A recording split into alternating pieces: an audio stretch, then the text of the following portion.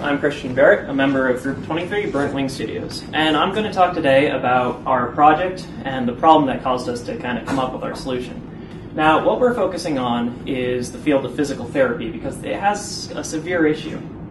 But as a quick refresher, what physical therapy is it's a set of exercises that a patient has to do in order to regain or retain mobility. Exercises such as these, which a child with cerebral palsy might have to do, in addition to arm lifts, in order to make sure they can continue to move their limbs.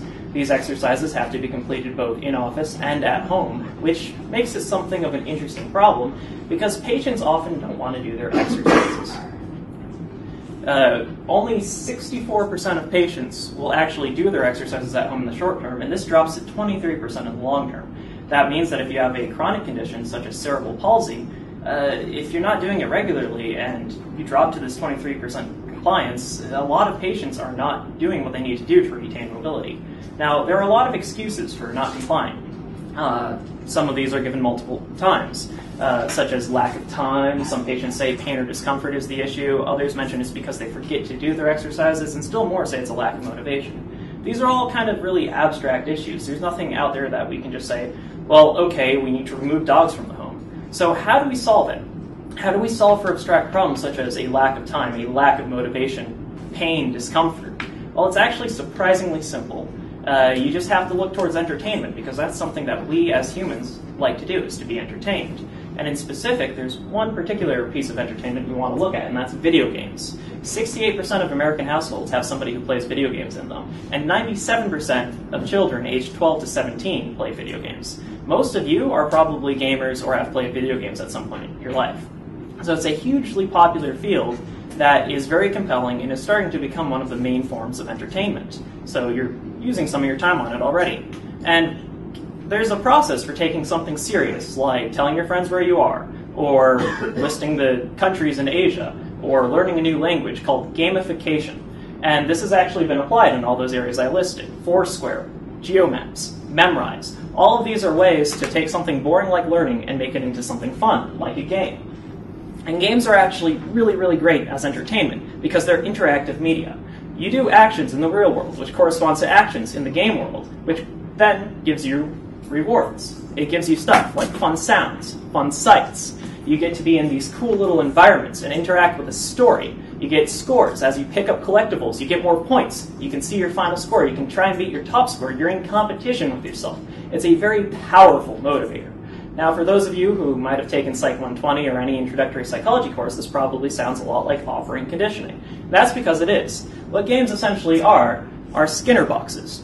You have a rat in a cage, they're presented with a stimulus. Depending on how they respond, they either get a reward, in this case food, or a punishment, in this case an electric shock.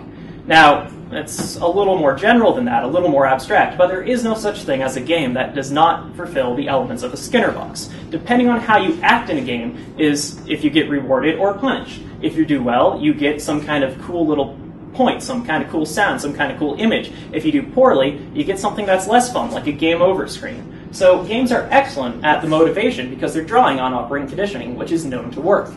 Now, the other cool thing is that recent studies have been looking at how game affects your perception of pain. And gaming actually reduces the amount that you receive pain. Lots of studies have found this. So not only do we solve issues of motivation in time, but we're able to also solve the issue of pain and discomfort by reducing the perception of it when they're playing a video game. Very cool. Very awesome. Now, there is a problem here. Most of you probably think of gaming as something where you sit on a couch, you push some buttons on a joystick, and a man on the screen fights a dragon. Gaming's a little bit more than that now. Ever since the Wii, in fact, before that, ever since accelerometers on the phones, you can get real-world motions corresponding to actions in-game. So now, instead of just, pressing the A button repeatedly, you actually have to move around. And the Microsoft Kinect is what we're using to solve our physical therapy problem. The Microsoft Kinect is $150. You can buy it at Walmart, Best Buy, Target, wherever. And what's great is you don't have to wear anything, and in the comfort of your own living home, it can track how you're moving. By taking this, applying our own little middleware, special sauce, and building a game up on top of it, we're able to make it so that by doing your physical therapy exercises, you control and play the game. So now, by doing gestures such as arm lifts, arm circles, arms out to the side, you're able to correspond that to in-game actions. Now when you do an arm lift, you move your character up in the sky. and your character, fun little bird. What's even cooler is that all these gestures correspond within the Skinner box model. So when you do an arm lift, not only do you move up, but your bird makes some fun sounds. There's a flapping sound. It's very, very satisfying. When you do your arm circles, you back up, and there's a sound there. When you dive down, which is not a physical therapy exercise, there's a fun sound. And not only do you get immediate rewards from the gestures, you also get rewards in a more meta level. You're trying to catch fish and bugs, and you get points for that, and there are sounds with those too, and there's little images and graphics, and that's all very exciting. And at the end of the level, you can see how you did, and you can see how you did on previous levels, and you can start to compete with yourself, tying back into that motivation. What's even cooler than that, though, is that we can tell the therapist how you're doing.